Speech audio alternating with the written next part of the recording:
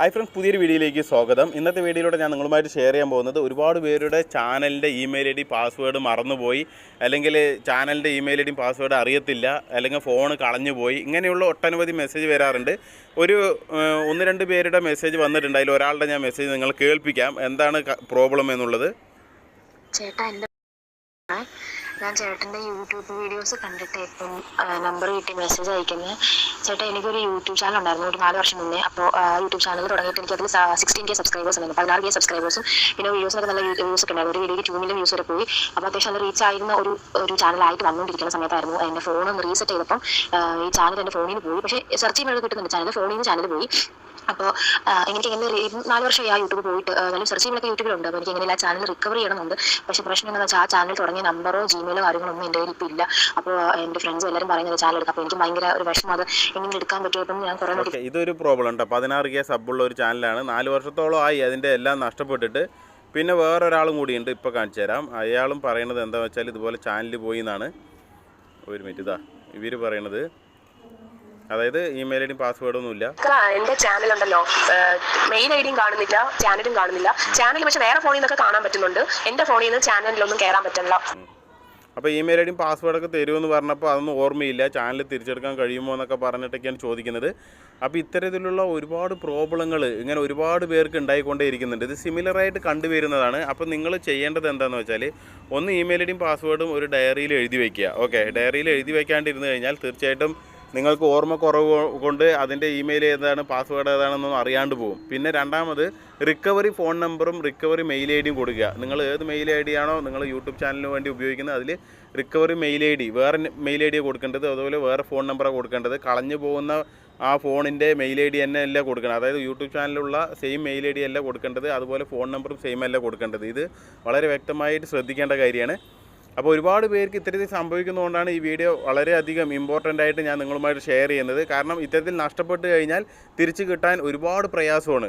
തിരിച്ച് കിട്ടാൻ വേണ്ടി നിങ്ങൾ ക്രോമിൽ പോയിട്ട് റിക്കവറി, അതായത് റിക്കവറി ഇമെയിൽ ഐ ഡി എന്ന് സെർച്ച് ചെയ്ത് കഴിഞ്ഞാൽ ഒട്ടനവധി നിങ്ങൾക്ക് ഓപ്ഷൻസ് ഉണ്ടാവും. അതിലെല്ലാം ചോദിക്കുന്നത് ഒന്ന് നിങ്ങളുടെ ഇമെയിൽ ഐ ഡി ഏതാണ് ചോദിക്കും. അതായത് ജിമെയിൽ ഐ ഡി, നിങ്ങളുടെ റിക്കവറി ചെയ്യാനുള്ള ജിമെയിൽ ഐ ഡി ചോദിക്കും, ഫോൺ നമ്പർ ചോദിക്കും. ഫോൺ നമ്പർ ചോദിച്ചാലും ജിമെയിൽ ഐ ഡി ചോദിച്ചാലും OTP വരും. OTP വന്നു കഴിഞ്ഞാൽ കിട്ടാണ്ടായി കഴിഞ്ഞാൽ വളരെ ബുദ്ധിമുട്ടാണ്. ഫോൺ നമ്പറിൽ OTP വന്നാൽ ഓൾറെഡി നിങ്ങൾക്ക് ഫോൺ നമ്പർ ഉള്ളതുകൊണ്ട് അതിലോട്ട് നിങ്ങൾക്ക് OTP വന്നാൽ കിട്ടുന്നതായിരിക്കും. പക്ഷേ ജിമെയിൽ ഐ ഡി ആക്സസ് ഇല്ലാത്തതുകൊണ്ട് അത് കിട്ടുന്നതായിരിക്കില്ല. ഓക്കെ, അത്തരം കാര്യങ്ങളൊക്കെ ഉള്ളത് കൊണ്ടാണ് ഇത് വളരെയധികം ഇമ്പോർട്ടൻ്റ് ആയിട്ട് ശ്രദ്ധിക്കണമെന്ന് പറയുന്നത്.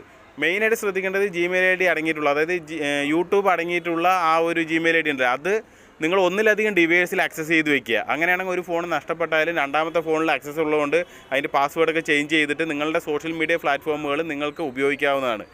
അതൊരു നല്ലൊരു ഓപ്ഷനാണ്. ഞാൻ വീഡിയോയിൽ പറഞ്ഞിട്ടുണ്ട് ഈ ഒരു കാര്യം. ഓക്കെ, പിന്നെ റിക്കവറി ഇമെയിൽ ഐ ഡി കൊടുക്കുന്നതും അതുപോലെ റിക്കവറി ഫോൺ നമ്പർ കൊടുക്കുന്നതൊക്കെ എഴുതി വയ്ക്കുക, ഏതാ കൊടുത്തതെന്നുള്ളത് അറിയാൻ വേണ്ടിയിട്ട്. പിന്നെ ഇമെയിലിൻ്റെ ഫസ്റ്റ് നെയിമും ലാസ്റ്റ് നെയിമും എഴുതി വയ്ക്കുക എന്താണെന്നുള്ളത്. അതൊക്കെ നിങ്ങൾ റിക്കവറിയുമായി ബന്ധപ്പെട്ട് ചോദിക്കുമ്പോൾ, ഇത്തരത്തിൽ നിങ്ങൾ സബ്മിറ്റൊക്കെ ചെയ്യുമ്പോൾ ഇതൊക്കെ ചോദിക്കും. ഗൂഗിൾ വെരിഫൈ ചെയ്തിട്ട് നിങ്ങൾക്ക് തിരിച്ചു തരത്തുള്ളൂ. അപ്പോൾ ഈ കാര്യങ്ങളൊക്കെ വളരെ ഇമ്പോർട്ടൻ്റ് ആയിട്ട് എഴുതി വയ്ക്കണം. അതുപോലെ പാസ്വേഡ് കൊടുത്തത് ഏതാണ്, ലാസ്റ്റ് പാസ്വേഡ് കൊടുത്തതിൻ്റെ ഒരു ഓർമ്മ വെച്ചിട്ടെങ്കിൽ നിങ്ങൾക്ക് ടൈപ്പ് ചെയ്ത് കിട്ടണമെന്നുണ്ടെങ്കിൽ, അല്ലെങ്കിൽ അത് റിക്കവർ ചെയ്ത് കിട്ടണമെന്നുണ്ടെങ്കിൽ നിങ്ങൾക്ക് പാസ്വേഡ് ഓർമ്മയുണ്ടായിരിക്കണം. അതുപോലെ ഇമെയിൽ ഐ ഡി നിങ്ങൾ ഡയറിയിൽ എഴുതി വയ്ക്കുക. പിന്നെ ഡേറ്റ് ഓഫ് ബർത്ത് എഴുതി വയ്ക്കുക. ഞാൻ പറഞ്ഞു, ഫസ്റ്റ് നെയിം ലാസ്റ്റ് നെയിം എഴുതി വയ്ക്കുക. ഡേറ്റ് ഓഫ് ബർത്ത് എന്താ കൊടുത്തിരിക്കുന്നത് അത് എഴുതി വയ്ക്കുക. ഈ കാര്യങ്ങളെല്ലാം വളരെയധികം ശ്രദ്ധിക്കുക. ചാനൽ തിരിച്ച് കിട്ടണം, അല്ലെങ്കിൽ ഇമെയിൽ ഐ ഡി തിരിച്ച് കിട്ടണം എന്നുണ്ടെങ്കിൽ വളരെയധികം പ്രധാനമായിട്ട് പിന്നെ ഒന്ന് ശ്രദ്ധിക്കേണ്ടത് എന്താണെന്ന് വെച്ചാൽ, ഡിവൈസ് ഏതാണെന്നുള്ളത് നോക്കുക. ഓൾഡ് ഡിവൈസ് ഉണ്ടെങ്കിൽ അതിൽ പെട്ടെന്ന് റിക്കവർ ചെയ്ത് എടുക്കാൻ പറ്റും. കാരണം ഇതെല്ലാം ഗൂഗിൾ വെരിഫൈ ചെയ്യുന്നതായിരിക്കും. അതുപോലെ ലൊക്കേഷൻ വെരിഫൈ ചെയ്യുന്നതായിരിക്കും.